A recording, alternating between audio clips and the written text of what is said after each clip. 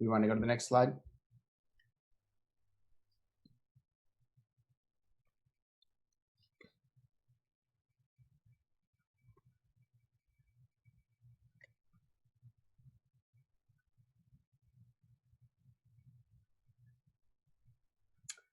Welcome to the ICANX Talks. We have a terrific program for you today, put together by our host, Professor Alice Zhang of Beida. Today we have two speakers. We have Fangung Tseng from National Tsing-Hua University and Professor Roya Mabudian from the University of California, Berkeley. It's my pleasure to be your host today. We'll have a panel in between the two talks, and there will be a chance for a Q&A, which you can send to us, and we'll load up for the speakers to respond.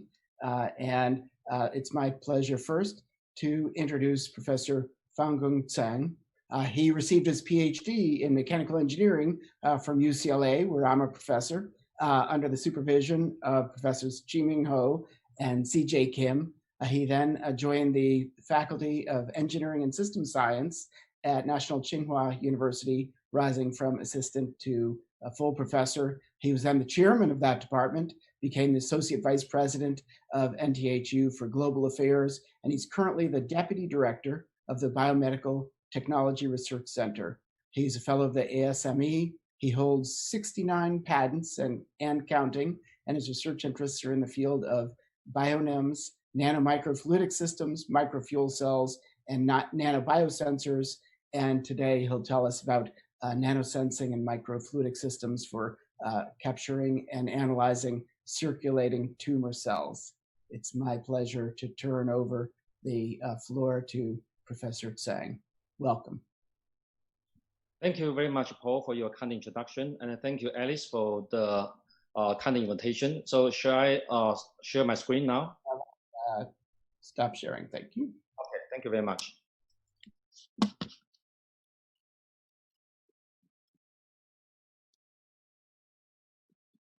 Okay, so Alice, can you see the screen?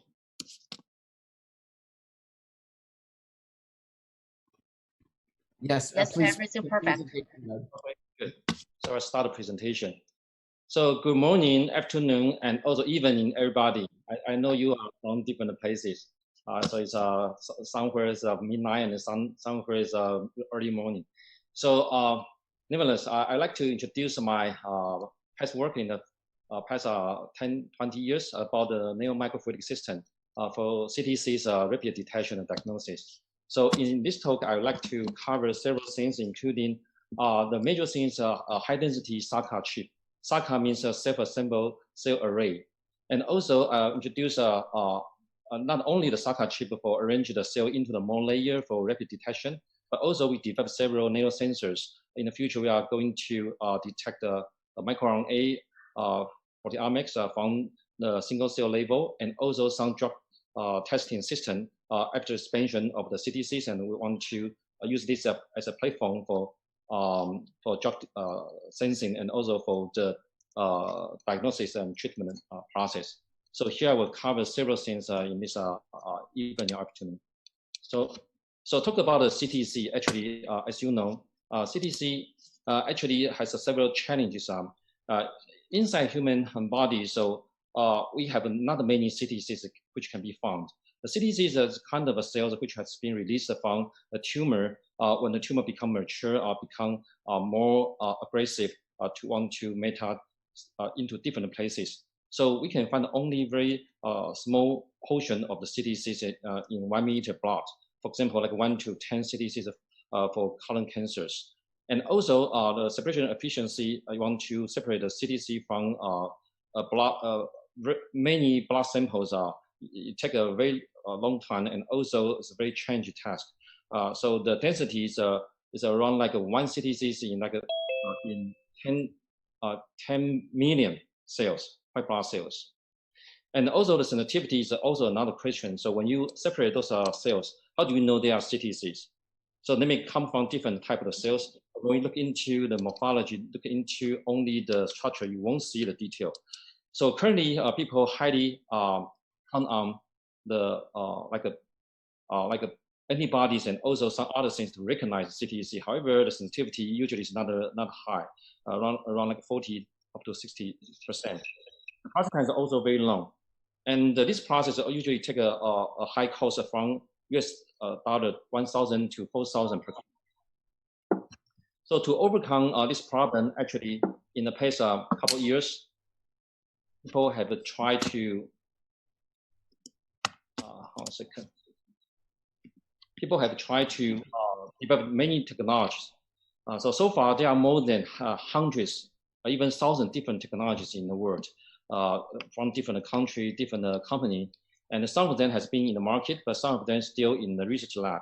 So when we compare those companies' technology and also different technology from different labs, we found out that our SACA chip is this is a system. This even I like to share, which will have several properties which can be has advantage over other systems, including the speed is pretty high, around 2 hours for turnaround for 2 to 4 milliblood sample, and also the cost is usually more than $300. And also the repeatability is high. So we can talk about 1 billion to 1 cells. We still can search them out easily. And also the cell viability is pretty high. So more than 90% of cells after this selection process still live. So it's important if in the future want to expand the cells for drug screening, this feature is very, very important. So when you look into the market, many different products, they already have the isolation capability, counting capability, and some of them have the ability to analyze a portion of the different type of cells. However, not many of them has ability for cell culturing on the chip. So because after searching or selection process, most of the cells are dead, or not, either dead or not active. So that's why it's important to keep the cell alive. So by using our technology, it's possible to keep the cells after the selection still alive and also ready for expansion. So now we will focus on the technology. So how do we keep the cells alive during the selection process? And also in very short time, we can filter them out and also to expand them later on. So now I introduce our spatial technology, the high density self-assembled cell array. It's kind of spatial technology. So in this technology, when we look into the center part, you can see, so it's considered large well in the center and some small micro-fluidic channels at the side. This is a cross-section view. This is a top view. So when we drop the cells into this big well, so the cells will descend according to the gravity and gradually expand into a monolayer by the micro-fluidic phenomena at the sidewall. So in this case, we can accommodate more than 1 million cells at once in 5 minutes. They can be arranged into the monolayer quite easily and also quite gently. So that's why it's not too much difficulty and too much force or external disturbance exerted onto the cells. So the cells will become very quiet and safe, steady on the bottom surface. However, you may ask, if we're using like a traditional petri dish, we drop the cells into the petri dish, can we have the same results? The answer is no. When you look into the right-hand side, so when you're using the traditional 60-well petri dish, you descend the cells by using the same method. However, usually you will see the cell will stack many layers. Sometimes even you have hundreds of layers of cells. So if you have more than 10 layers of cells, when you look into the cell image at the center, you will find out some of the fluorescence light will be blocked. If the cell layers too many, more than like 20, 30 layers, you even won't see the bottom cells. However, in our SACA chip, so you can see each individual cells very clearly because they form monolayer. So they won't block the image of the fluorescence of light from other cells. So you can compare these two images easily. So based on this technology, so people will ask, why the magic you can make the cells arrange so well onto the bottom surface? Actually, we have been involved in the development of this technology for more than 10 years. In the first 5 years, actually, this is not successful. Originally, we tried to float the cells on the surface, on the water surface, try to use the surface tension to hold the cells into a regular monolayer array. But finally, found that's not a good idea because the cell may not keep wet status. So finally, we found this method accidentally actually. So when you look into the physics, the fluidic physics behind this method, actually there are three major mechanisms you can look into the center part to arrange the cell into a more layer. The first one, we have the side flow, so on the slit, on the bottom slit at the side. So they will gently expand the descending cells into a much larger areal format. That's the first action. The second possible action is by the flow, the Brownian motion. So because the cells is already inside the range of a micron to 10 micron, the tens of micron level. So a little bit of slightly Brownian motion can help them to do a locally arrangement. Once you have the cells on the other, very close to the other cells, they can be arranged into a more layer. The third method is by the sliding. So because we arrange the cells in the quite dynamic environment, fluid flow environment, so the cell won't hold on the other cells very tightly. So when they just descend on the other cell loosely, so they can be slide away, so into a more layer. So on the right hand side, you can see the white blood cell. If you have the same type of cell like white blood cells, it can be arranged into an array quite nicely. So even you can see very nicely arranged hexagonal structures for the high density structure, more layers.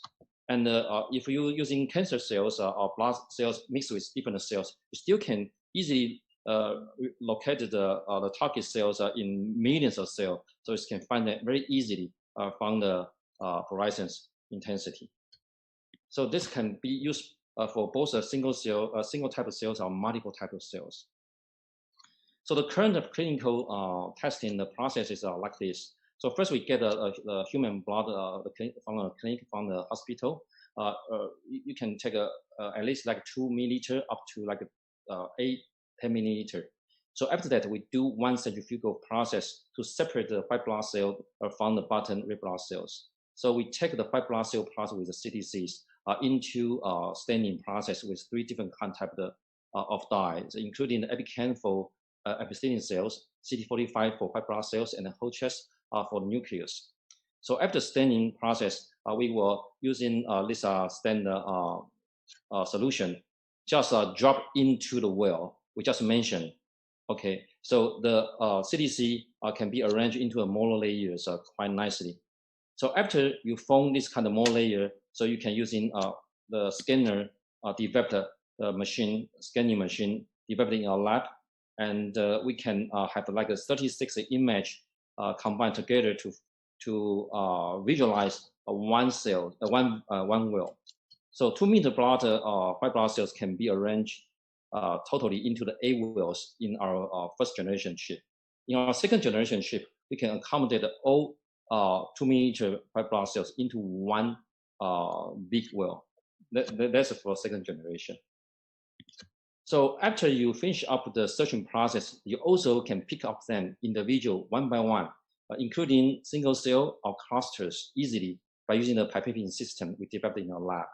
So here's just one of the example. So when you look at the CTCs, the machine can automatically move the stage to allow the pipette to focus onto the CTC, to focus on the CTC. So when they focus on the CTC, so our pipette will descending down to embrace the CTC area, and we do expiration, so can take out the CTC quite easily. Then we try to dispense this CTC into the other tube or the other petri dish. So this CTC can be arranged for further investigation or for incubation if you want to do incubation.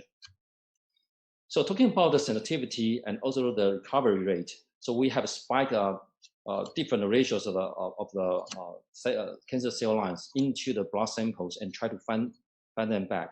So so we have done research about 1 to 1,000, 1 to 10,000, 1 to 20,000, even to 1 to billion. So we can find out the cell recovery rate is usually better than 95%. So most of the CTC can be fetched out. And then some medical doctor also asked me, so is it possible for you to use this system without do the first centrifugal process to leave the red blood cells still inside the blood sample? Actually, so after we got this kind of comments from medical doctors, we come in the lab and try to do the test. So we find out that yes, it's possible. So this is right-hand side of the picture shows you the results. So when you have not many layers of red blood cells on the top, you still can see them. However, if you keep increasing the stacking layer of red blood cells up to like 10 layers, you start to lose around like 20% of the image. So we will recommend if you want to gather 90% of the target cells, which can be easily visualized, 8 layers of white blood cell is recommended not to be over. Okay, so it's possible to use in red blood cells combined together and still visualize the target cells. However, in our recent technology development, actually we have a different technology to remove the red blood cells on a chip directly. We don't need to go through the centrifugal process. This is for the second generation. So we'll talk about this later on. So after develop this device, we'll also compare with some commercial product. So one of commercial product we compare is isoflux. Okay, so here shows the result from the same patients samples, and we compare with the isoflux results and our results, and we can find out usually we can have 20% more cells search out from this kind of results. So the sensitivity of SACA chip is 1 times higher than the isoflux so far. And also the CTCs are identified by the SACA compared to the different marker. So people, the first impression for people to use CTC for cancer diagnosis, people will think if the stage of the cancer development will have some relationship with the CTC numbers. So in the past, people usually get information about, yes, maybe it's with a later stage, you can get more CTCs. There's a standard impression in everybody's mind. However, when you look into the real clinical results, here we gathered more than 200 patients from North Veteran Hospital, and also the colon tumor stage from 1 to 4, different types of different stages of patients. We found out you won't find the patient with the highest CTC numbers in the stage 4. No, actually there's some stages which the tumor can release higher numbers of CTC than others. So in our research, we found out in stage 2 or 3 between, so you can get the highest number of CTC when compared to other stages. So after past stages 3, so the CTC numbers will drop. Okay, usually will drop. So you want to use in CTC as an indicator to predict the stage of the cancer development. I think that maybe give you some wrong impression. So these results also we compared to the previous literature, and also find out these results are very similar when we find out by using the markers, the protein markers. The result is very similar. And also what we can gain from CTCs, if the single CTC maybe not a good indicator to indicate the cancer stage. So actually not only single CTC we can find from our system. Actually other different types of CTCs, including different types of CTC clusters, also can be found. So here give you some example. The first one is a cell cluster CTCs. So if you have cell clusters, they have many different kind of form. So one type of forms, you have different numbers of CTCs gathered together, become a cluster. That's one type form. The other type forms, CTC may be embedded into array, cluster of different cells, including like white blood cells, even some epithelial cells, and also other immunocells. Okay, so those are give different meanings. We will talk about this later. So by identify not only the single CTCs, but also try to understand the CTC clusters and also the type of CTC clusters, and also the associated immunocells associated combined with the CTCs are also very important. So which can provide many other different kind of views. Okay, so in the next several slides, I will show you how to use the information other than single CTC numbers to get a more useful clinical indication. So here's just one result. Okay, so here we try to find out. So if we can use CTC numbers for prognosis, okay, to predict the recurrence of tumor of current tumors, current tumor patients. So so when we look into this kind of research, we have several indicators. The first one is an indicator by using CA. CA is a typical proteins which is an indicator for like tumors or other infection disease. If you infected, you got the CA numbers increased. So some people try to use CA as an indicator for current tumor stages. So when we using the CA, you can find out the successful rate is around like 30%. So you can look in the center part. And using CTC only is around like a little more, 35%. However, if you combine these two information together, including CTC's numbers and also the CA values, we found out the successful rate can increase into the 50%. So the recurrence results can be much better. So this gives us an idea. So if we use only we count on only one single indicators, they may give you some wrong impression. So it's better maybe to combine several different indicators together, so which can give you better idea about the status of a CTC.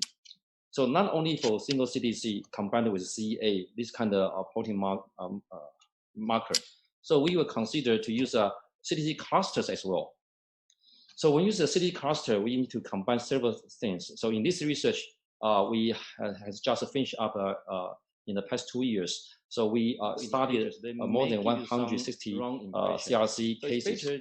And also we use some cutoff value for CA larger than 5 nanogram per milliliter, CA 199 larger than 35 ml per microliter, and the CTC numbers larger than 3, and the CTC cluster larger than 1.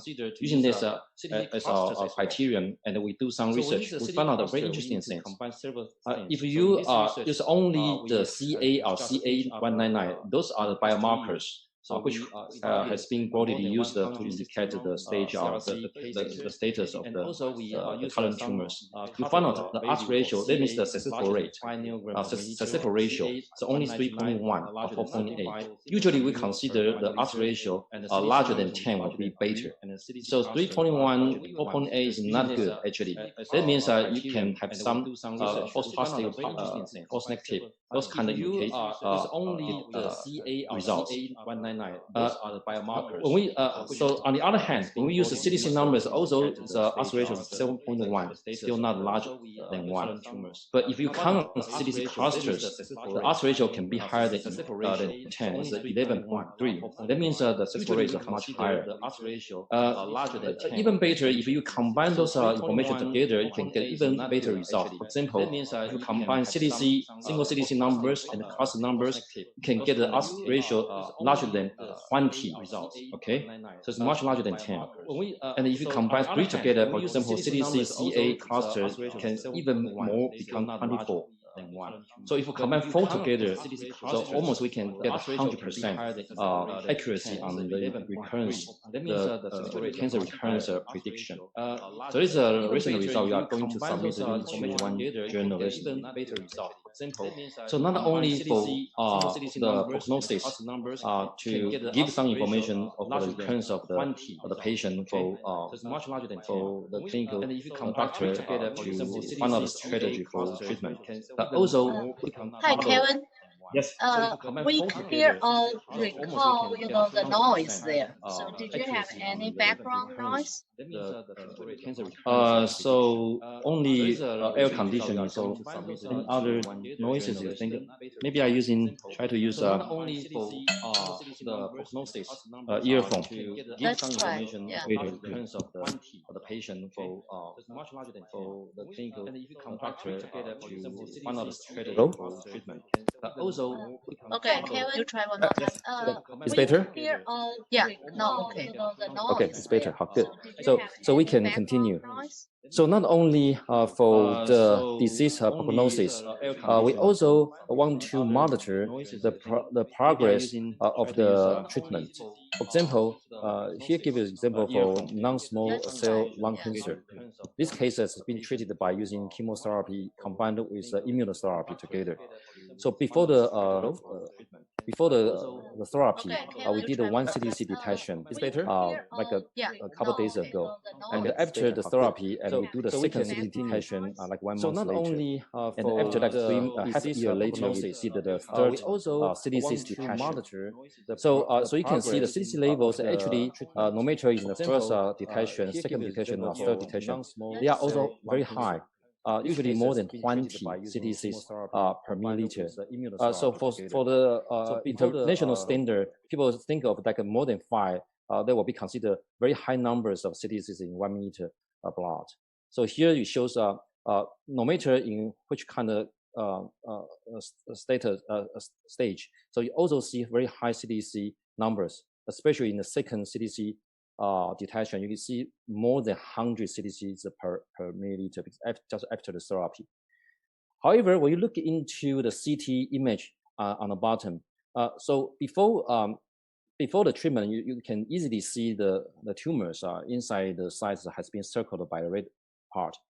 After treatment, you can temporarily see the reduction of the tumor for some ratio. However, after 6 months later, you see the tumor become even smaller, much smaller. So that means the patient recovery much better than before. However, when you're looking into only the CTC numbers, it indicated the patient still in a very bad condition because the patient still release more than 20 CTCs. So if you count on a single CTC to monitor this kind of process, you may lose some important information. So that's why we propose not only look into the single CTC, but also CTC cluster is important. So here shows you the results from the previous study. So the first row show you the single CTC numbers.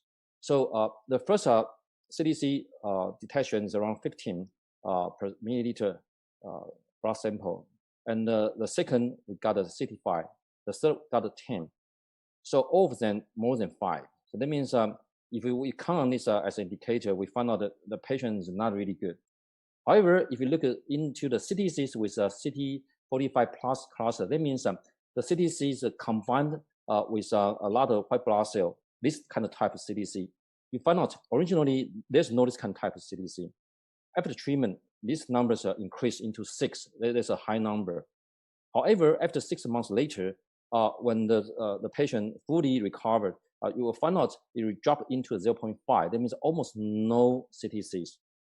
That means 2 milliliter, you find only 1 CTC. That's a very CTC cluster. That's a very low level.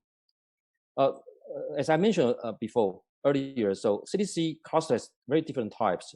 The first type, this type I show you is the CTC with combined with white blood cells.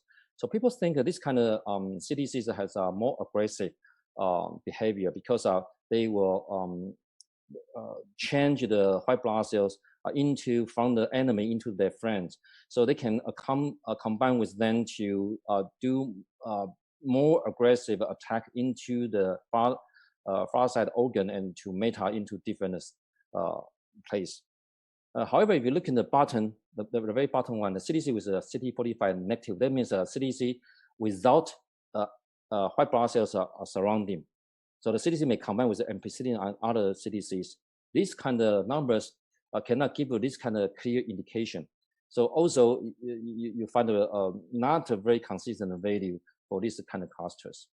So this is important information from here we can get is the CTC cluster with a white blood cell combined with them will be a very good indicator to predict the progress of the treatment. So if we want to find out the patient's conditions before we can really using the image system, because image system sometimes you need to wait a longer time until the tumor becomes larger, otherwise you cannot see them. So CTC detection, especially cluster detection, can be much earlier, like 3 months or even half a year earlier. So you already see them inside the blood. So they can give you early stage prognosis. It's better for the future treatment.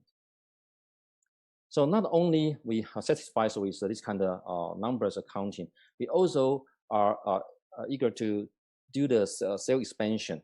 And we want to use this expanded CTC as a drug screening platform.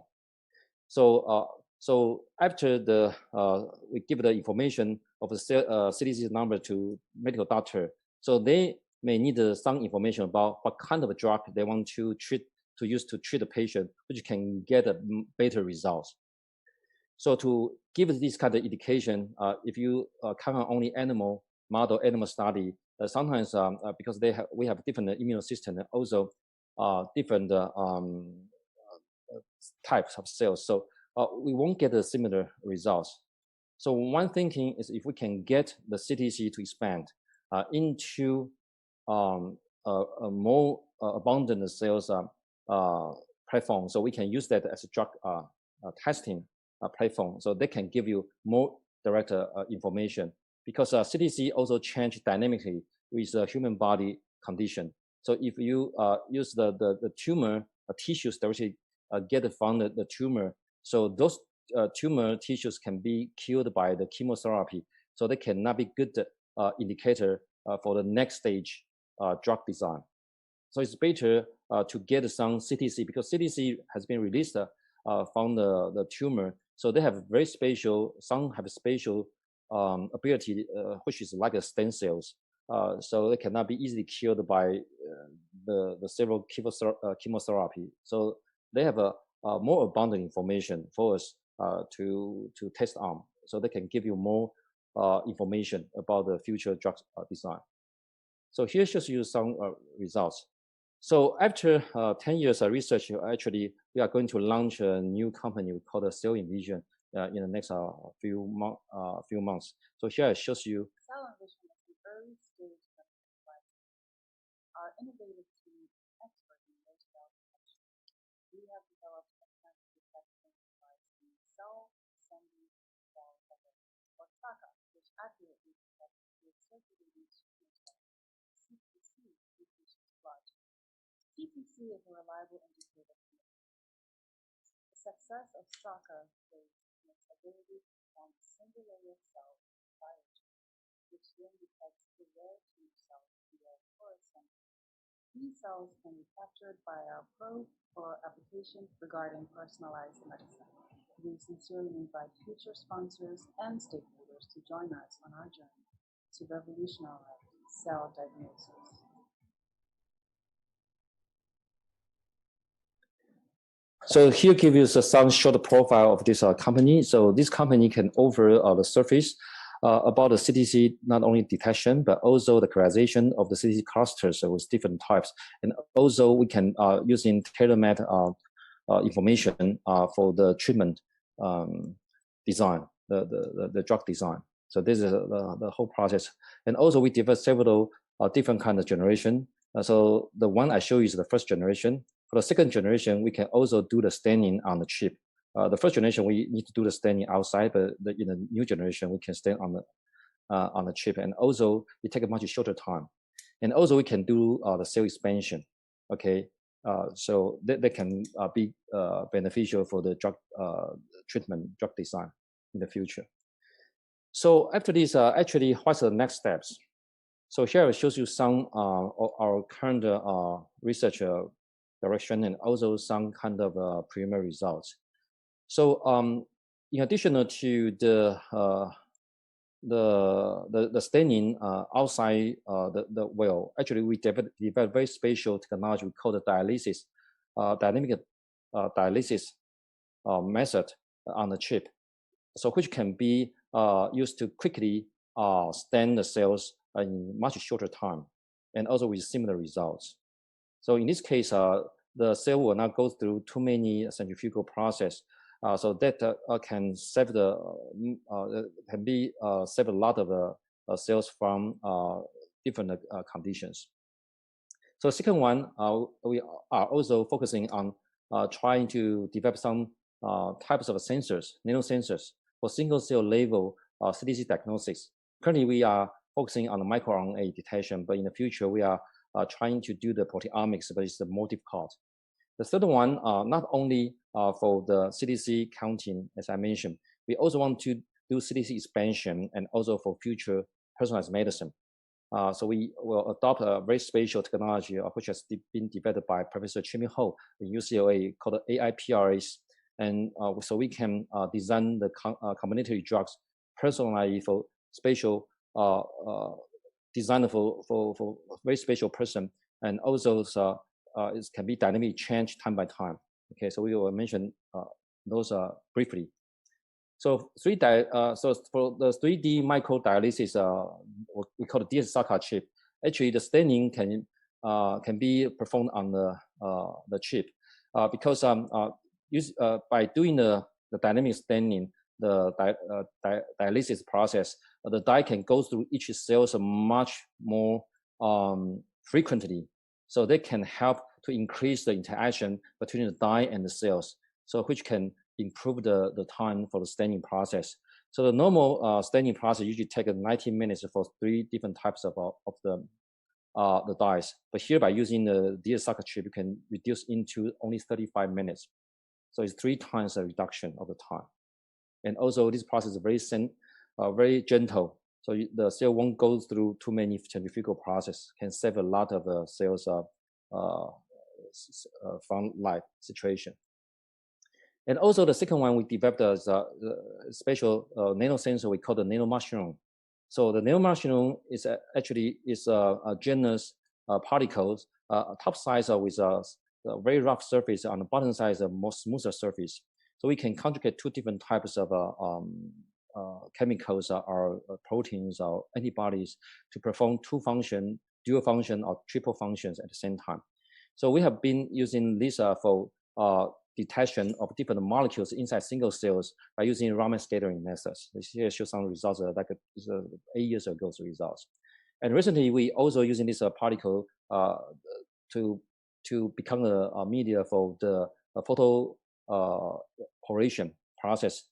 Try to open up nano structures, nanopoles on the cell surface to allow the drugs to be delivered into the cells more efficiently. Currently, we can achieve 94% uptake efficiency and also 100%, almost 100% cell viability by using this method. And even more challenging, you want to count this nano-mushroom, and we perform in-cell PCR process to increase the numbers of microRNA.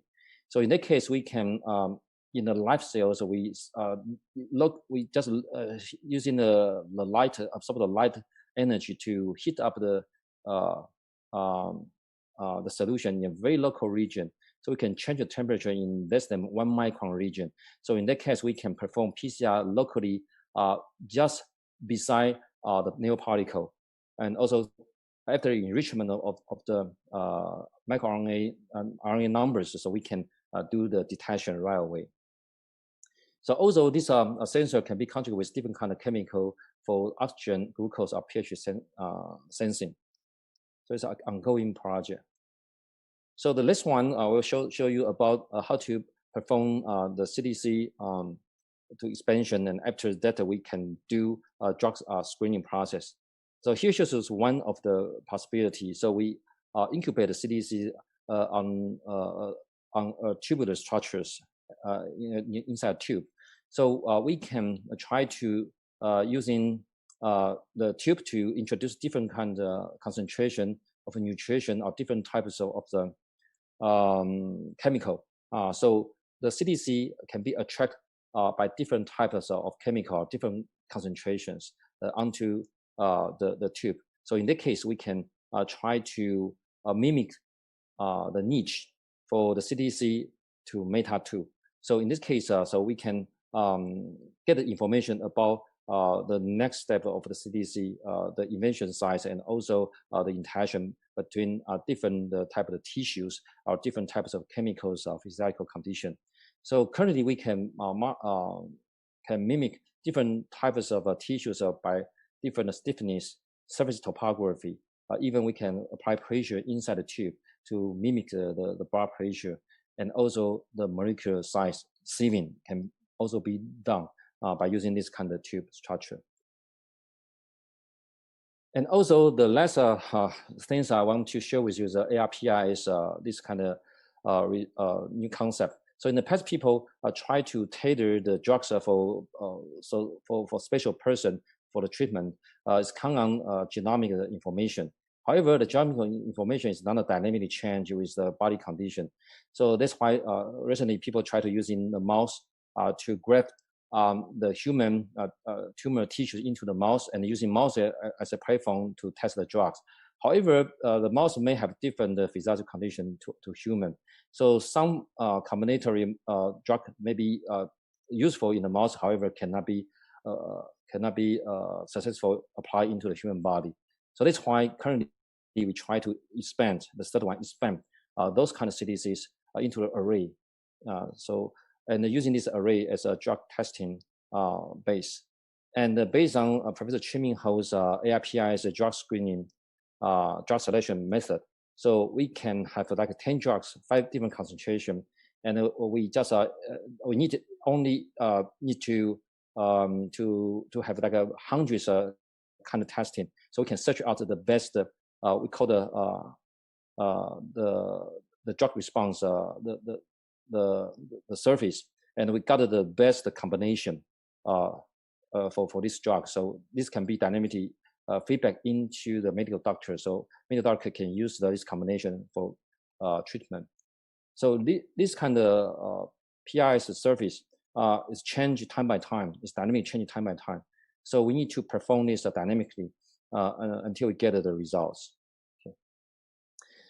So I think this is almost the end of my talk. So I like to acknowledge a lot of supported from national level projects and also our most and also other different projects between us and also different hospitals, including the North Veteran General Hospital, Taipei Medical University, and also UCLA Professor Tsing-Hua. So I'd like to thank you very much for your attention. And here shows my research group, and also our cell emission, the first demonstration site inside our National Tsing-Hua University in the Tsing-Hua lab and the Innovation Center in the 7th floor. So you are more than welcome if you have time to visit National Tsing-Hua. Maybe just give me a talk, just give me a ring, and also I'll be more than happy to introduce the facility to you. And thank you very much for your attention.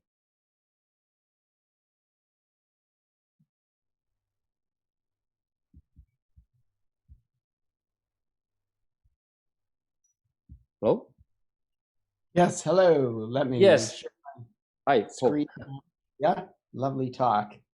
Sure. We have a few, you have to stop sharing your screen and then I'll share mine. Oh, great. There we go. And let's go here. And hopefully that's showing up. Okay. There we go. So we have a series of questions. Okay. The first one, as you'll see there, Professor Tseng, very nice talk. These on-chip methods are hot topics, and there are several different methods to capture CTCs, such as mechanical properties, size. Could you compare those different methods of sorting with the ones that you're using? Okay, thank you very much for the question. It's a very good question. Actually, there are tons of technology which has been developed in the past 10 years. So I don't want to say my technology is the best one. However, we have several advantages over other different methods. So here talk about the properties like the size or the mechanical property. Those are very good, property which can be used to select CTC. However, you want to count the number accurately. Those methods may not give you the exact number. So still, we currently still count on immuno method to try to search out those CTCs, which has been the medical standard for a long time. So that's why we keep on using the technology. The other methods by using the magnetic beads to capture the CTCs is also very nice work, which has been used by a lot of companies, including Cell Search and Isoflux and also other big companies. However, if the cells are captured by using the magnetic beads, so you want to use then for further on for expansion for other research, the magnetic beads will not be easily removed from the cell surface. So they will affect the viability and also some properties of cells. So that's why in our technology, we try not to interfere with the cell too much. So we want to keep the cells as his nature condition as much as possible. So that's the idea. Yeah. So different. I think different technology can have different niche. So our technology maybe is better to keep the life status of cells, and also we can recognize them individually very clearly and without ambiguity. That's a benefit. Yeah. Mm-hmm. So actually, I had a related question, and that is, how do you cluster different sets of CTCs after the fact? So is there some indicator of heterogeneity that you have, besides some of the known capture markers like being a CD45 plus? Yeah, that's right. So if you look into the cluster, that's a very complex structure actually for the cluster. We mentioned about at least two different types. Actually, there are more than two types. So in our current research, we try to use only the immuno methods, try to using antibody recognize them. If they are killer cells, natural killer cells are different kind of white blood cells or different kind of epithelial cells. So currently we are using immuno methods. So first we need to open up like six channels to stem them at the same time and try to recognize the combination. But interestingly, the finding is most of the white blood cell which has been captured with the CTCs they are more friendly than killer cells. So they have been has been changed from the natural killer cells into healthy, we call it better healthy killer cells. So they become CTC's friends. It's another CTC's enemy. Maybe if they are CTC's enemy, CTC already been taken away by those cells, we won't see the cluster. So maybe there's a reason, I don't know. But as so far, when we look into the cluster with white blood cells, those white blood cells are friendly, okay, with the CTC. So they become a group, like the troop, okay, and maybe they are thinking to invade a different kind of organ in the future. I don't know, yeah. But at least I found the very preliminary result. We found that they are friendly to the CTCs. And can you use those measurements for discovery of new markers? Have you had some success in identifying some of the means to do those, do those selections? Yeah, I think it's possible. Yeah, because it is a platform, so we can perform a lot of different kind of immunoassay and also genomic analysis and also other types of things on the chip directly. For example, fish. We also can do fish directly on the chip. So you can see some mutant of phenotype of cells. You can differentiate from that. And also, after pick up the single cells, you also can do genomic analysis. But they take a longer time and also very costly. So I think it's possible, but we haven't gone that far yet. So if some people, somebody else want to have some cooperation, I would be love to. Very good. Let me move on to the next question here, and then I know we have some other ones coming. Okay. Professor Tseng, thank you for the presentation and for the product that you described. Is it already on the market, and what's the cost? Oh, a very critical question. So the machine, we have two versions of the machine. One type of the machine is more fundamental, just for image. That one, the cost is around like as I can remember, it's around 200K US dollars. So if the other one with a function of capture will be a little bit higher. That's the current market price. And for the chip is around like 300, yeah, as I mentioned, 300 US dollars per chip. Very good. And then our next question. Thank you for the inspiring talk. I'm interested in the tumor biomarkers, along with the circulating tumor cell DNA being used as a biomarker for early detection of cancer. Could you share some insights in terms of what you use, I believe the question is, in successful biomarkers? How do you identify them? How do you expand them? That's a very good question. So circulating tumor DNA has been, I think current stage is more mature than CTC detection because people have done that for a long time, and also a lot of information has been gathered. And also some useful results has been approached, has been achieved. However, there was always one fundamental question regarding the circulating tumor DNA, because this DNA is combined with other different kind of background. A lot of strong backgrounds inside the human blood. So it's usually have the chance to give some wrong indication. So if we count the CTC contain only the very pure tumor-related information. There's no commutation inside the CTC. So if we can do genomic things by taking out the single CTC, I think that will be beneficial. And also the purified CTC can give you different results from the circulating tumor CTC, because the circulating tumor CTC combine many different things, too many different things together. So it's a simple average result. It's not count on the individual things.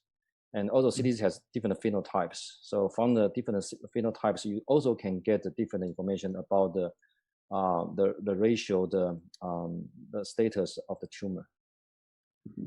We have a couple more questions that did not make it onto the slides. Let me read those to you. Very inspiring talk, Professor Tseng. What about the selectivity for the circulating tumor cell detection methods? For example, you showed that surface enhanced Raman spectroscopy can be used for detection, but how do you avoid interference signals from the targets and from other cells? Okay, so for the sensor, the Raman sensor, actually we can just roughly tell about the functional group in the current status. It's still difficult to tell is that what kind of the proteins or molecules are really approach onto the sensor. So I would say it's still in the early stage. So it's better to combine with the other method we developed is by using the microRNA expansion inside the PCR process inside the single cell. So the microRNA expansion, that kind of process can, if we design correct probe, so we can capture them much easier inside the cells. So we can also indicate single cells related to microRNA profile. I think that will, in the current stage, will be more practical. The Raman things, I think is possible, but need to be combined with other methods to give you a better, precise, more precise indication. Very good. And do you use spatial localization when you do the detection? Are you looking for particular cells, or you do an ensemble measurement of all the ones that you have? Depends on which sensor. So, for example, the Raman sensors, actually, when we introduce a Raman sensor into the cells, we cannot define the location, actually. We just let them randomly floating inside the cells. So by chance, the molecule come to the sensor, so we can have some indication. Otherwise, we can not have any information. So there's a problem. For the microRNA things, because if they microRNAs inside the cells and the distribution inside the cells, they always can have some microRNA in the local region of the sensor. So when they are expanded into numerical numbers, so it's better to have the detection. So I think the second method will be, as I mentioned, is more practical for the current application. Yeah. So Raman still, I need to spend more time, try to solve some problem. Yeah. Very good. We had another question from Chuanzhen Zhao, who's helping us here in Los Angeles. Okay. And that is, thanks for the wonderful talk. He's interested if you can keep the circulating tumor cells alive after capture, and does it do you some good to mimic the tumor microenvironment to maintain viability of those cells? Actually, even CTCs, circulating tumor cells inside the blood, they have different kind of phenotype, and also different types, like some is called cancer initiation cells or stem cells. Those are very different from the common single CTs you can see, and those we call the single tumor initiation cell or the stem cells. They are more aggressive and also easy to attach to to different organ. So when we look into those cells, actually not all the cells are useful. Only small portion of cells are useful. For example, the tumor stem cell, but tumor stem cell not always behave like a single cell format. Usually they are in a cluster, because they when they are activated, they will show their function together. Other cells help together become a trip to do metastasis. So when we keep those cells alive, so we have a ability to test them into a microenvironment which has been designed for more aggressive cells. So if those cells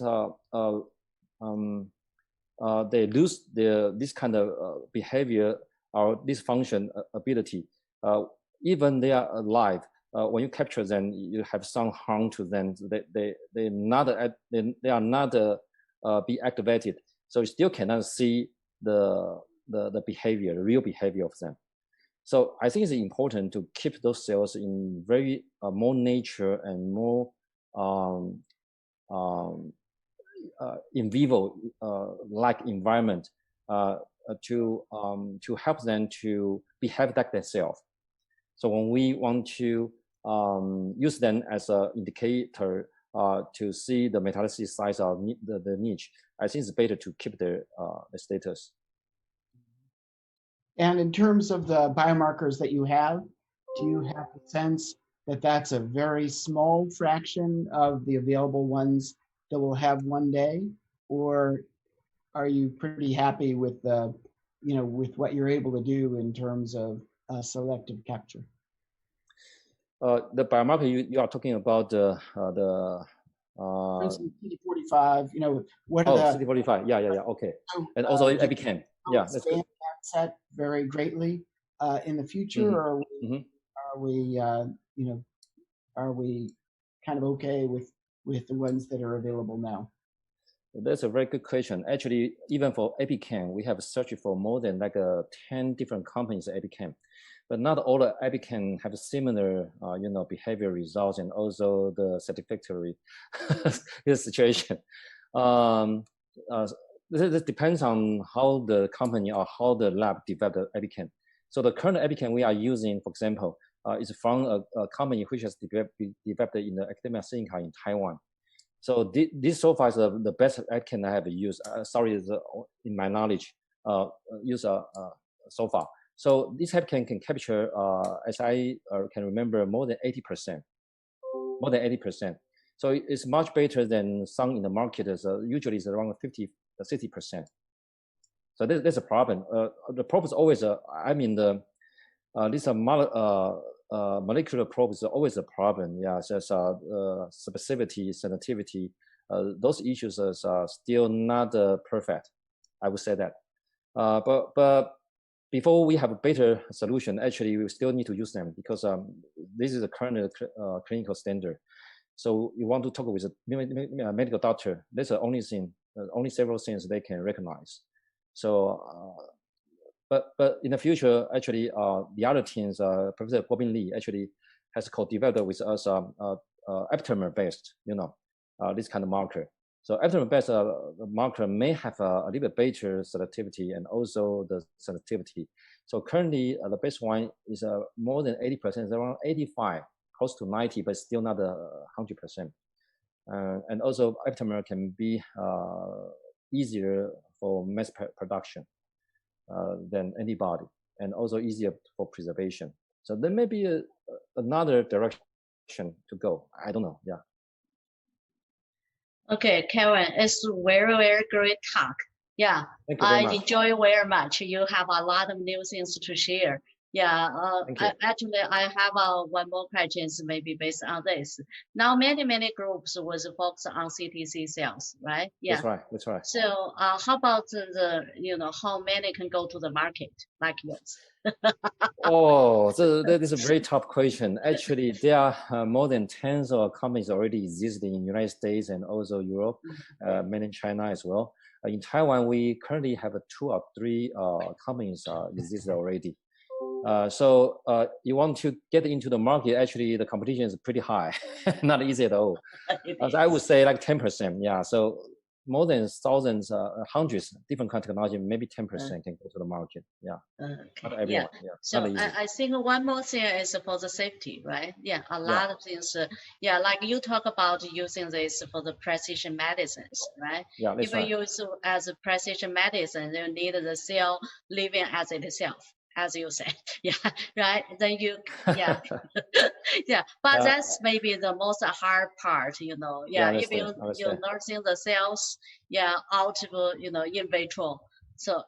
So far, I don't know how many people can get the cells living as it is. So you are expert here. So you can, talk about how to, got this technology exactly, can help for the precision, medicines. Yeah.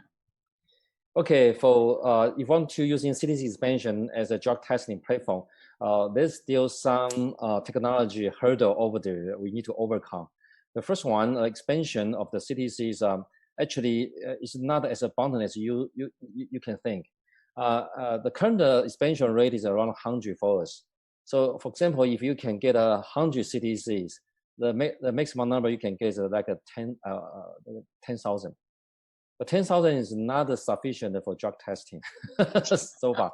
We need more than 100,000. So still a little way to go. That's only the first question. The second question is those CTCs has different phenotype. So when you expand them, not all the phenotype can be expanded into the same ratio. So people ask, can you use this kind of different ratio to represent the human body's real tumor? Exactly. I would say no, not easy. So these 2 questions we need to overcome. So we still need, but even with these 2 hurdles, we still need to try some model, try to make some tests, okay, before we can really do this into the market. So I think this part is still like several years away from the market. Yeah, so not that easy. But I think not that far away. It's a direction. It's a good direction to go. So I encourage everybody to jump in, but not an easy direction actually. Okay. You're right. Great, Paul. Yeah, we're glad to see you connect again. Thank you very much. So sorry, my computer, the internet failed and then my computer crashed. Luckily I had a backup laptop right next door here. Okay. Wonderful. Okay, good. Yes. So cool. Yeah, Paul, please. Good. Very good. Yeah, thank you for taking over, Alice, on short notice, and Chuan-Jen for relaying the difficulties. It's part of the fun of being in 4 different places while we run these lectureships. And I had one more question for you, Feng, and I'm glad I was able to come back to ask it. In your collaborations with the clinicians, how do you find each other? That's a very tough question. Actually, before we find at least a good partner, actually we find more than 10. Nice. Not every medical doctor like to do this kind of job. You just offer the sample and you do the testing and get it, then the result, they just have no function. So in this kind of case, most medical doctor will reject this kind of invitation. But only until this medical doctor, he really want to use a CTC as indicator to be benefited for his patient. So this medical doctor is a surgeon. For surgeon, they always operate to do a lot of operation. They find out this kind of information will be beneficial for the decision of the next steps. If they get more information about that, so that's why they want to jump in. So if you cooperate with not a surgeon, the first problem is you cannot get too many samples, and also they may not provide direct more insight information about the patient status and also the treatment condition. So after a lot of negotiation, also contact, I find the surgeon, the people who do surgery, it's better to cooperate with us in this kind of research. Yeah, this is my experience. Yes, yeah. One thing we found at UCLA, the proximity to the hospital really helps us. So our engineering school and science, as you know from your training. Yeah, it's very close to each other. I think it's a wonderful place. Yeah. So if there's an interesting surgery and the patient has agreed to participate, the engineering students, usually from Professor H.R. Tseng's group, run down to collect samples, and then for the more substantive collaborations, really every patient is tracked as you did through the therapies. We're really hopeful. Yeah, that's right. Will that will become the way that we operate in the future. Thank you. Yeah. It's good. So it's my pleasure with Professor Zhang to award you this certificate for connecting your science, engineering, and medicine really to the world through the EpCAM lectures. That was a terrific talk, and we really appreciate you sharing all that with us, and we look forward to the progress that you make in the future with your group and your collaborators. The pleasure is mine. Thank you very much. For coordination and also for the introduction. Thank you. Okay, cool. Very good. Great. So Paul, we move to the dialogue part. Yes, and Alice, I hope you'll join. I'm here. Actually, I have a question very close to Pauline. You mentioned that in UCLA, so all the department, with the hospitals are very close in the campus, so easy to train in the students. So that time, Fangen was training in mechanics. Yeah, that's right. Right?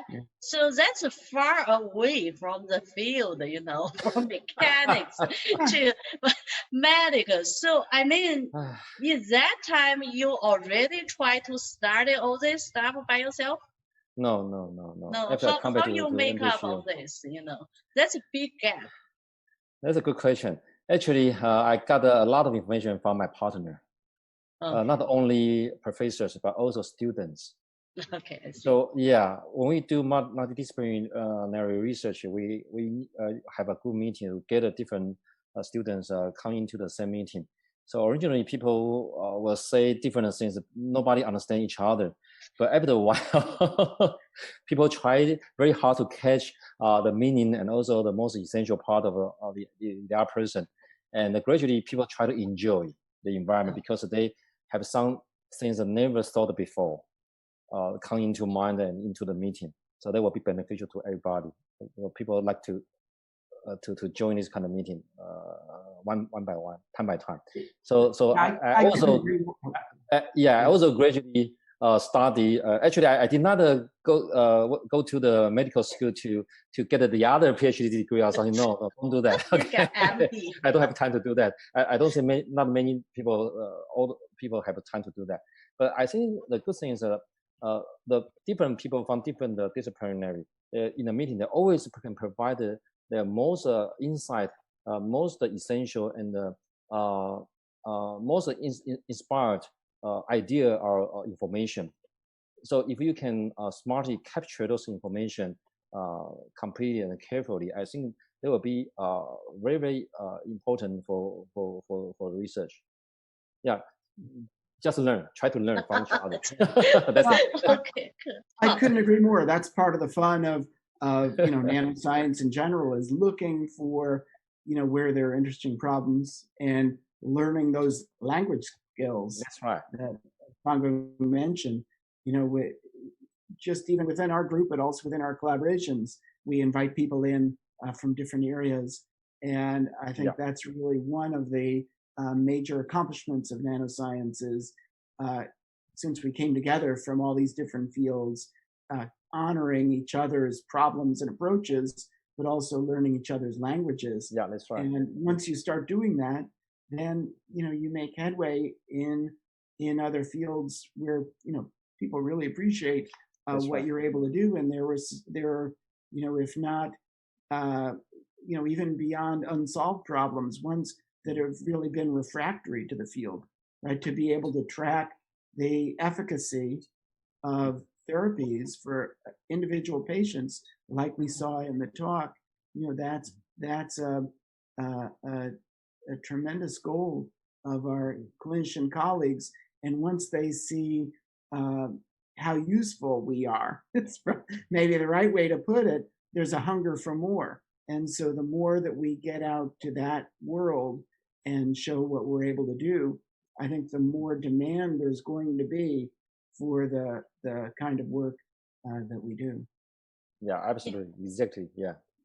This got to I remember C.T. Lim, from Singapore. He has one in his slides. He did a lot of work in CTC cells. Yeah, that's right. Yeah, so he have one slide in his, in his PPT was saying that one famous doctor said that the doctor can save one person, but the engineers can save millions because the technology, can make it as a tool.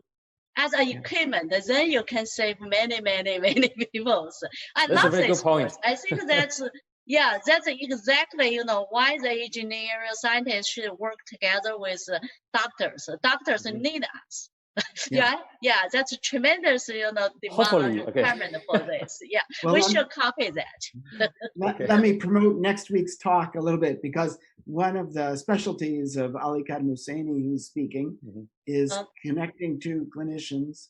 And our experience here and his, before he was at UCLA and now he runs his own institute, has been that our clinician friends often have one patient in mind. And they say, if I only had this, I could save or treat this patient. And that serves as inspiration for engineering. And so when we find a passionate clinician, they usually have a person they're treating in their heads that we're at least retrospectively, if not working in time, to treat. And we actually wrote an editorial together called Patient Inspired Engineering with a clinician colleague, Ramgaplu, but I'm sure Ali will show. And so it's a very rewarding experience. And also we find, how much heart is in, the doctors who do reach out to us to say, can you please work with me, to solve these medical problems. Yes, we're looking forward to Ali's talk next week. Yeah, he's amazing person. Yeah, I read that abstract. I truly love the topic. Yeah. Okay, wonderful. Very good. Yeah. Fangen, can I ask another question for you? Because now in Tsing-Hua University, National Tsing-Hua in Taiwan, so you major students incoming, the major was from mechanic or from electronic or from medical? That's a good question. So I'm not in the mechanical double E or material science department. and currently in a very special department we call it engineering and system science. So the good thing is I never this. heard about that. Okay, originally That's a new name. No. The new name is the old department. The department, the original name is a nuclear engineering department. Okay, I see. Now you understand. Okay, so the good thing for this department is we combine 3 different kind of people together, including mechanical, EE, and also material science. So all kind of people we have in our department. So that means we can train 3 different kind of students in the department. So that's why my students, some of them have a material science background, some have a EE, some have a mechanical engineering background. So it's a very good for multidisciplinary research. Yeah. Okay. Yeah, That's great to know that. Yeah. So I'm really wondering, now your field was, reach out to so many different, fields, and then you need the students from different areas. Yeah. So is this was just for the graduate school, or also some under was training here? Including the bachelor degree students and also master PhD students. Yeah, so our department can train, can give a degree to 3 different stages of students. So we have undergraduate students, already in different background, and also other students in the graduate level. So yeah. And also not only from our department, we also can accept the students from the life science department and also medical department. So yeah, so that's why we can get once you set up a very special, topics that people got interested, they will come easily. It is, yeah. Everywhere. I love this new, department. Yeah. Okay. Yeah, if I'm a faculty, I love to join, because I also need students from different fields, from different areas. Yeah. Yeah. See. Yeah. That's important. Welcome, yeah. Roya. Roya is here. Thank Yeah. you. Hi, Roya. Good morning, everyone, Welcome, or good Roya. evening. It's very early for us here in California. Yeah, it is. Yes. Get up at 5 o'clock. Yeah, nice. Yeah. So, Paul, we can continue the topics with Roya. Yes, indeed. Well, let's start with careers a little bit. So we heard Fangung, you were in mechanical engineering and then moved to a nuclear engineering department, and the department changed. Was that because of you, or chair, or you expanded and the department happened to change in parallel, or how does that work, and how can we change our departments to be more? Okay, I need to clarify. Okay, before I came into the department, the name has already been changed. Okay. Okay. Yeah, that's right. The name has been changed for more than 23 years. So this is long ago before I entered in the department. That's one thing. But the good thing is that because when you know the nuclear engineering department, they always need to, because they are doing a big system. The big system including mechanical engineering, electrical engineering, and also material science things together. So in order to build up this kind of nuclear reactor, so they need to have many different kind of expertise. So that's why naturally they combine different professors, different person, different background, into the department. So this is a tradition. Yeah, I did not change anything actually. Okay. They from physical, nuclear reactor became, moved to the bio, nuclear. So my training is really not a nuclear engineer, so I don't know anything about that. Sorry about that. Maybe he changed you. Okay. And Roya, let me ask you, because you're in a chemical engineering department, which, as I remember, Berkeley is relatively recent. They were late in starting one, but in fact, your work is quite broad, and in your affiliations, you have these other programs in applied science and nanoscience. And is that how do you manage that? And do your chemical engineering colleagues, or do you find them supportive or scratching their heads, or? I think both. They're scratching their head and supportive. I think, at least in the United States, we are seeing the rigid boundaries between disciplines getting more diffuse. And so what it means to be a chemical engineer or a chemist or, or a material scientist becoming less clear. The boundaries are becoming less clear. Or bioengineers.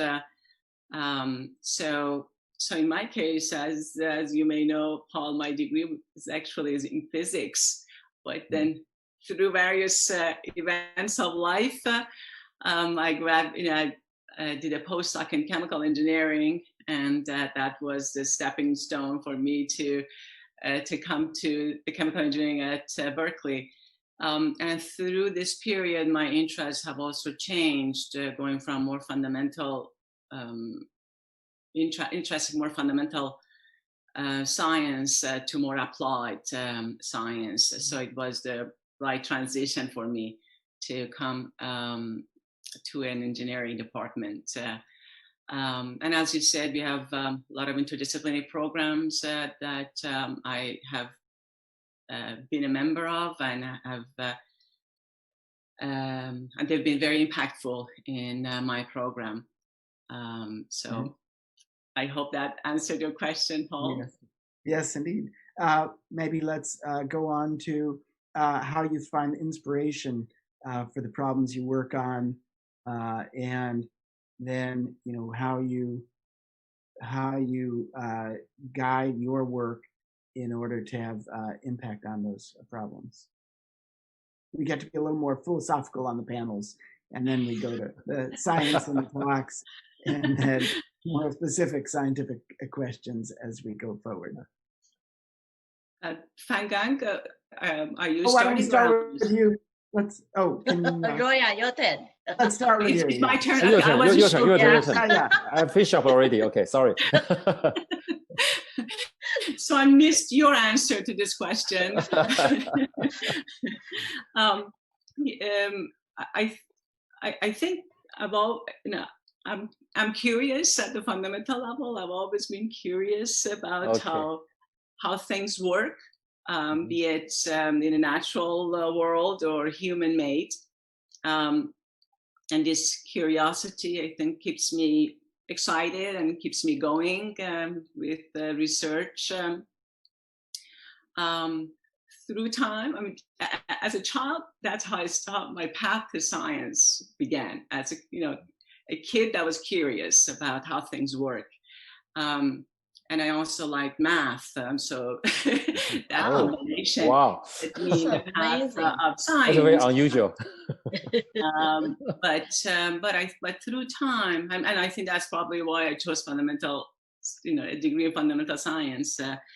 But then, and so that remains, part of my inspiration, wanting to understand things. On the other hand, as we all know, the world is faced with unprecedented challenges. The environment, as Paul knows, we had the highest temperature, reliable recorded temperature last week in California.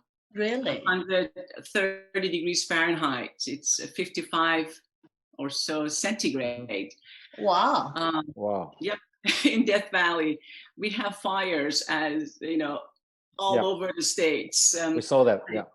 I don't know how the air quality is, Paul, for you, but it's very hazy here. So we have tremendous challenges with the environment, diminishing resources, energy, water, etc. Health-related issues. And of course, that includes the pandemic we're all faced with. So my hope with our research is that our research and educational mission, because in the university, our primary mission, in my opinion, is education and training the next generation. So my hope is that through this process, we can address some of these challenges in some small ways. So Roya, you're great. You're great speakers, teachers. I love your talk, Yeah, as always, I know you are the best teacher in UC Berkeley. Students love your lectures. That's very, very good. Well, I have another question, Paul. Maybe, I use Yes. 1 minute to adding this question. I visited Roya's lab, a few years ago. So at that time I got very special experience because, Royal Reserve packaging, place for me. Yeah, once I package that my car there close to all her old buildings. Yeah, my car place, I saw that 3 or 4, packaging reserved place for the Nobel laureates. Yeah, that's all from Royal's, department, the chemistry. I see how you survive in such a strong, challenges, the pressures. So yeah, I mean, in one department you have 4 or 5 or something, Nobel laureates. So Roya, yeah, share your experience. How you be the best teacher there? Alice, you're very, very kind to me. Thank you very much. I think to be a faculty at a place in a public school that Berkeley is, I think it will be very hard if you don't enjoy teaching. Of course, research is, and I think that's, one of the reasons I chose to come to Berkeley, because, the faculty strives to be both good in research, but also good in teaching. And so for me, part of the, as I said, I think it would be very difficult, would be less enjoyable to be, in a public school like Berkeley if one doesn't enjoy teaching. And of course, like you said, Alice, we also have incredible colleagues around at various stages, and that keeps us, in some ways, it's a balancing act, excited, but also, keeps us humble. And at the research level, as you know, we primarily direct the research of graduate students and postdoctoral fellows, but we also introduce undergraduate students to research. And that aspect has been one of the most rewarding parts of my experience at Berkeley, because we have a very large, relatively speaking, very large undergraduate body, similar to UCLA. And so for me, it's been really rewarding to kind of introduce these undergraduate students to research. And that often makes a big impact in their future decisions, be it, they want to go to graduate school or get a job. And so that's been another one beyond classroom teaching that I have very much enjoyed. More, it was an aspect that I wasn't expecting when I came to Berkeley. I think it's probably the same for Paul. Working with undergraduates in research is very rewarding. Yes. I hope I answered the question, Alice. Okay, great. Yeah, I like to know, that's your secret. Okay, yeah. Paul, please share some information with us. Fortunately, I don't have secret. Incredible, your career. So Paul, you're really amazing persons. I think echoing what Roy has said, part of the real fun of being at a place like Berkeley or UCLA is we have many students who come in. They're often the first ones in their family to go to college, and we get to introduce them to the world of science. And I teach the first year undergraduates. I get the top 30 or 40 students at the university every year, and I put every single one of them in a laboratory by the time the general chemistry class is over. I taught that same class at Penn State before I moved here, where Roy and I first met during her training. And those you see the arc Wow, of that's the a long time career. ago. A long time ago. You know, it's wonderful to watch how those students blossom and the arcs of their careers once they see that, you know, a Nobel laureate walking down the hall is just another person, right? He or she just did something interesting, you know, once upon a time, and they're still, you know, they struggle to get funding like we do, and they edit papers like we do, and they get their papers rejected and upset, just like we Your do. proposal was It's very rejected. They typical. may, you know, express a little more frustration, you know, at this point, but that's, you know, these are all people who came from, you know, their background. Some of them also, you know, were the first ones in their family to go into science or to go into engineering or to go into medicine, and that shows how that mobility is possible for talented and driven and creative students. And so we try and get that going very early.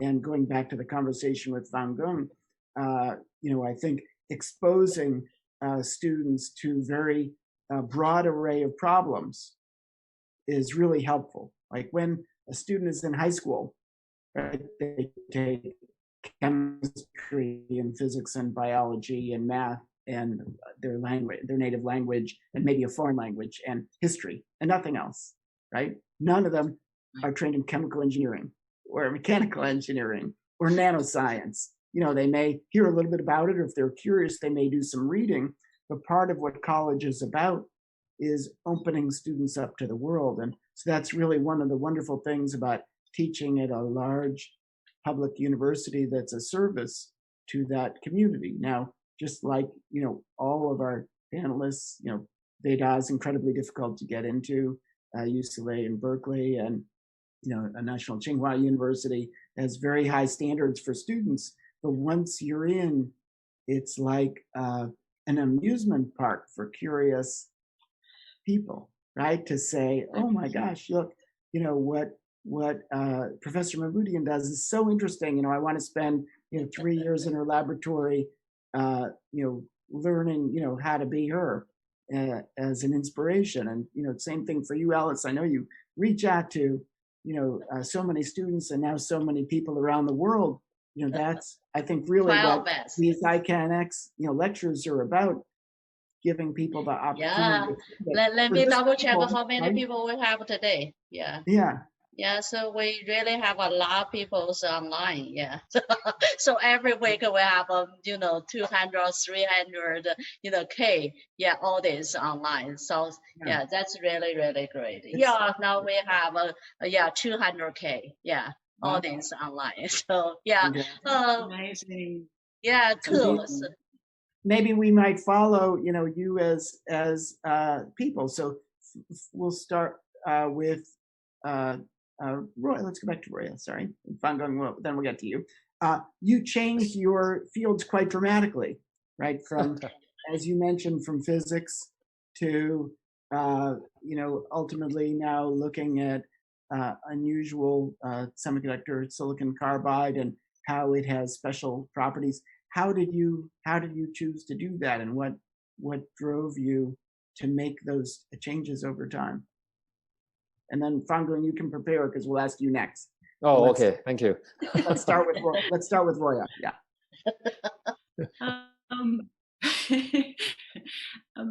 I think it was for me, looking back, a combination of things, combination of the opportunities that was in front of me, and, you know, choosing what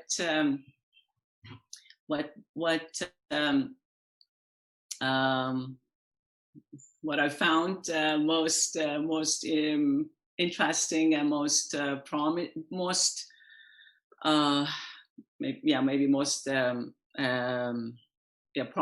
as a career goal, and also from a, you know, research point of view.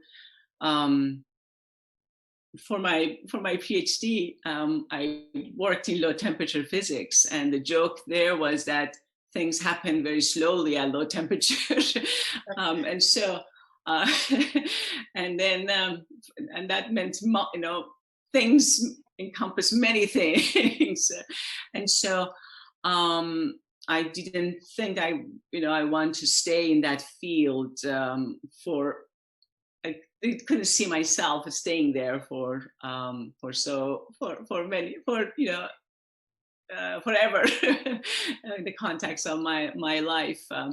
And there's, as you know, I decided to do, the opportunity for me came to do a postdoc at actually Penn State in chemistry department with Nick Winograd. And I thought his angle of doing some very high-end instrumentation, developing some very high-end instrumentation, multiphoton laser ionization, to detect a minute amount of stuff, and so really pushing mass spectrometry to a whole new realm. And that was interesting to me as a combination of hardcore, very difficult instrumentation, which I had some training on or some introduction to, but also a more tangible outcome, a more tangible immediate outcome. So that drove me there. And then, as Paul knows, I wasn't quite ready after that postdoc to settle down in a faculty position. So I decided to take on a second research position. I became a research associate at the UC Santa Barbara with Henry Weinberg. And that's where my interest in semiconductor was born, if you wish. I started looking at 3-5 compound semiconductors. And scanning tunneling microscopy was still relatively a new invention back then. So we did some of the early work in using scanning tunneling microscopy to study the surface reconstruction on semiconductor surfaces and compound semiconductor surfaces. So that was, in my introduction to semiconductors. I should say that pretty much through this period, my interest, be it when I was a graduate student and then the following research experiences I had, postgraduate experiences I had, my interest gravitated towards materials and interfaces and surfaces, because as we know, things happen at surfaces, things between materials, surface is evil. Exactly, that's right. I forget who said surfaces were invented by the devil. So then became, despite the varied problems I looked at, my interest kind of gravitated towards materials and interfaces and surfaces and interfaces. And then I had the good fortune of being able to come to Berkeley and join the chemical engineering department. And then there, so my interest has remained revolving around semiconductors, but going beyond them as electronic or optical materials, gravitating towards their mechanical properties, or as mechanical elements, as another element that I became interested in. And of course, being an engineering department, the students are much more interested in, other graduate students are much more driven by more applied problems. That's why they choose engineering. So I should also say that I have been very much impacted by the student body, and that's also been a rewarding experience for me to actually, you start on a path, and then how it gets impacted is influenced by a lot of things. And for me, one of the things that has impacted my direction has been the graduate students that we are trying to serve. And to a point that it's not uncommon that many of the new research directions that we choose come about from interaction, close interaction, and brainstorming with the graduate students and postdocs in the group. So more of a teamwork rather than, me telling them, this is the problem to work on. So maybe I should stop here, Paul. Let Fan Gang. How did your transition from your training to your current work? How did that happen? Yeah, that's a good question. After your answer, we'll have. Yeah, sure. My story is a little bit different, but I want to make it short. Okay. So when I was in high school, actually, I was more interested in life science than the engineering, actually. However, during the entrance exam, actually, my score just right, located at the mechanical engineering NTHU. So I went to NTHU mechanical engineering. That's it. That's the story. Very, very simple. So, however, after since then, I still did not forget about how to apply some kind of new technology into the life science field. I always think of that. So after all the way through the mechanical engineering training, and also in a master's degree, also I applied mechanics in National Taiwan University. So still doing mechanical things. So after that, I think I need to change. So I make a big change after I finished my military service. When I come back to the school, so I asked my master's degree advisor, so which direction I need to go. So during that time, the MEMS technology is still a new technology. That was like 20 years ago. It's 1993, 1994. It's still long ago. So the MEMS just arrived become new field in our field. So my advisor recommended me to do that. However, when I applied to the United States, different PhD degree, actually I selected 10 schools, but 9 of them applied for the biomedical engineering. Only one I choose mechanical engineering. That's UCLA. So you may think it's quite strange. Why I want to intentionally go to biomedical engineering? Why finally choose mechanical engineering? That's because during that time, Professor Tsing-Hua came to Taiwan.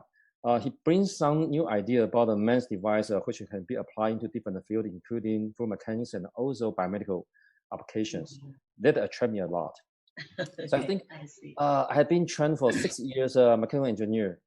If I suddenly change into a biomedical, maybe I will be killed quite easily. So maybe during the first year, I will be flunk and also come back to Taiwan. So maybe there's another good strategy to go. So my advisor tell me, maybe just go to Professor Tsing-Hua's lab. Yeah. So maybe you can find something different. How lucky you are. So later is okay. So we'd like to hear your stories next time. Yeah, I think now we may move to Royal's. Very good. Yeah. Sure. Okay. Very interesting. Yeah. Very interesting story, though. Thank you both. Thank you very much. Yeah. And now it's my very great pleasure to introduce my friend and colleague, Professor Roya Mabhudian. She's, as you heard, professor in chemical engineering, Berkeley. She's also in applied science and technology and nanoscale science and engineering programs there. After her PhD at Caltech, she did further training at Penn State, where we met, and then at UC Santa Barbara. Since she's moved to UC Berkeley, she's won, among many honors, the Presidential